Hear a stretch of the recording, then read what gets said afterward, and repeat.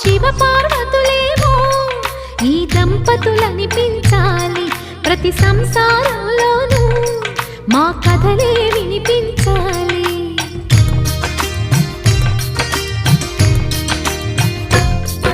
ఆ సిరిని శ్రీహరిని మా జతలో చూపించాలి, శ్రీకాంతుల కొలువంటే మా కాపురం అనిపించాలి. మా ముంగిలిలోన పున్నమి పూల వెన్నెల విరియాలి, మా చక్కని జంట చుక్కల తోట పరిపాలించాలి.